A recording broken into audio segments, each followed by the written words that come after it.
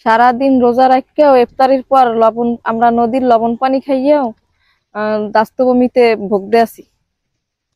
অসুস্থ হইলাম, রোজাটাও ঠিক মতন রাখতে পারলাম না, একটু ভালো পানির অভাবে একটু ভালো পানিও খাইতে পারলাম না, লবণ পানি খাওয়া লাগে।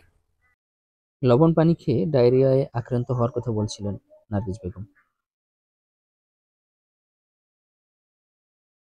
আমরা যে ভালো পানি খাবো, আমাকে কোনো ভালো পানি নাই। আমরা খালের পানি খেয়ে, খালের পানি লবণ, নদীর পানি খাইলে সবসময়ের জন্য ডায়রিয়া ও দাস্ত সবসময়ের জন্য থাকে। আমি এখন অসুস্থ, আর আমি রোজা রেখে খুব আমার কষ্ট হইতেছে। আমাদের আশেপাশে পুকুর নাই, আমরা লবণ পানি খাই খাল থেকে। এর জন্য আমাদের সবসময় রোগবালাই লাগেই থাকে। গ্রীষ্ম মৌসুম এলে পুকুর ডোবা নালাগুলো শুকিয়ে যায় এবং উপকূলের মানুষের একমাত্র ভরসাই থাকে তখন নদী এবং খালবিল।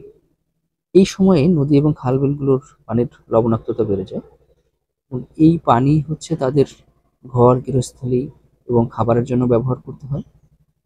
এই পানির কারণে ছোট ছোট বাচ্চারা বিভিন্ন পেটের পীড়া সহ বিভিন্ন রোগে আক্রান্ত হয়। চারদিকে অথই পানি থাকলেও উপকূলের মানুষের পানি খাওয়ার মতো বিশুদ্ধ কোনো পানির ব্যবস্থা এখানে নেই। প্রতিদিনই এই নদীর পানি তুলে তারা খাচ্ছে, যে কারণে মেয়েদের প্রজনন স্বাস্থ্যের সমস্যা হচ্ছে, ডায়রিয়া, আমাশা এবং বিভিন্ন চর্মরোগে ভুগতেছে তারা প্রতিনিয়ত। আজ 22শে মার্চ বিশ্ব পানি দিবস।